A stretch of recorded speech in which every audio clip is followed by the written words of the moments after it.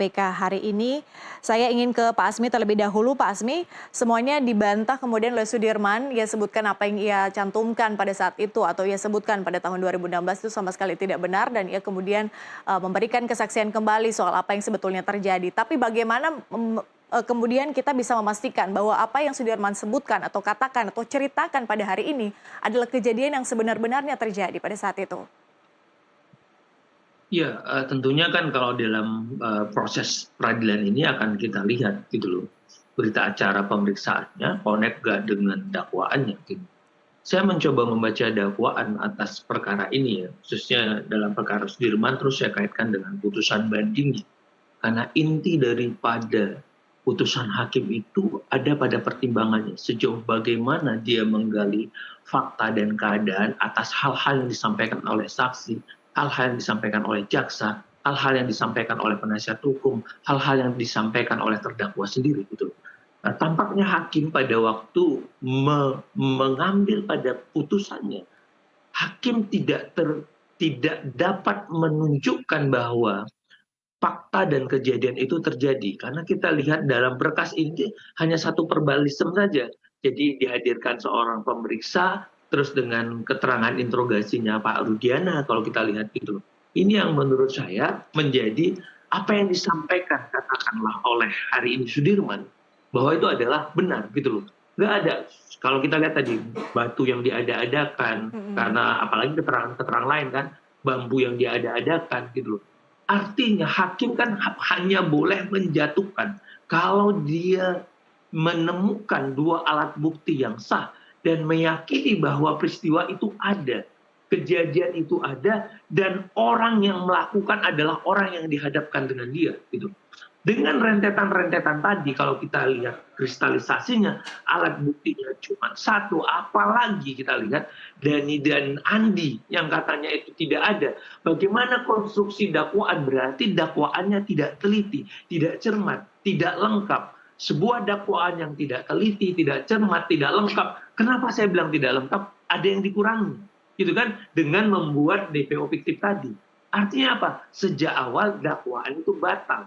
Berarti kalau dakwaan itu batal, konstruksi orangnya memang nggak jelas, berarti kan kejadian itu nggak ada. Padahal ketiga itu adalah penentu dari perkara ini gitu. Sehingga keterangan-keterangan Sudirman atau orang-orang yang hari ini memberikan itu adalah membentuk bahwa fakta itu tidak ada, kejadian yang dituduhkan kepada orang ini tidak ada gitu loh.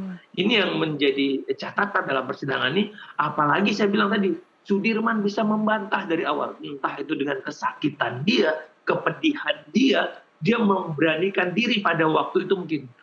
Ah, Baik, Pak Asmi, apakah jika ia membantah sejak awal, kemudian juga mengingat kondisi psikisnya yang disebutkan memiliki kecerdasan di bawah rata-rata, apakah sebetulnya ini sidang PK Sudirman ini bisa menjadi lebih singkat mungkin dibandingkan dengan sidang PK terpidana maupun juga Saka Tatal?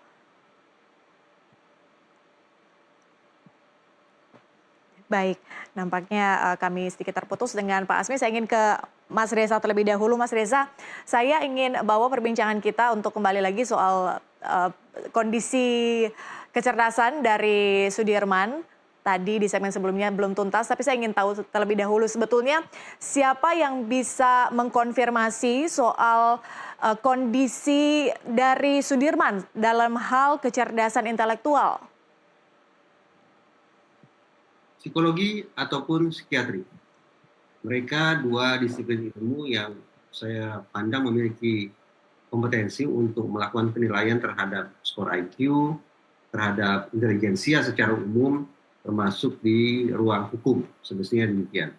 Nah, karena itu, tadi saya katakan di segmen sebelumnya, akan mudah diskusi kita telaah tentang bagaimana sesungguhnya kondisi Sudirman, seandainya kita betul-betul bisa ditunjukkan berapa ya skor IQ Sudirman ini sebagai perbandingan. Dalam pra-peradilan Peggy Setiawan sekian bulan silam, itu di ruang sidang disebut bahwa seingat saya skor IQ Peggy Setiawan adalah 79. 79 berarti memang di bawah rata-rata. Seingat saya ada pada batas ambang. Tetapi tidak bisa kemudian kita serta-merta mengatakan bahwa orang yang skor IQ-nya di bawah rata-rata pasti, maaf, idiot. Tidak juga. orang-orang dengan tingkat kecerdasan atau IQ yang diambang seperti Peggy Setiawan itu misalnya, dia masih memiliki kesanggupan untuk berkomunikasi, mengolah informasi, memberikan jawaban berdasarkan ingatan yang dia miliki. Memang barangkali ada 1-2 individu yang membutuhkan waktu sedikit lebih lama untuk memproses informasi di dalam kepalanya. Tapi sekali lagi, diskusi kita menjadi seolah-olah tak berbatas karena sayang beribu sayang kita tidak juga punya kesamaan persepsi berapa sesungguhnya skor IQ Sudirman. Apakah penting untuk mengadakan atau menghadirkan pakar-pakar yang berkaitan dengan ini, kemudian juga menghadirkan adanya visum et repertum, Mas Reza?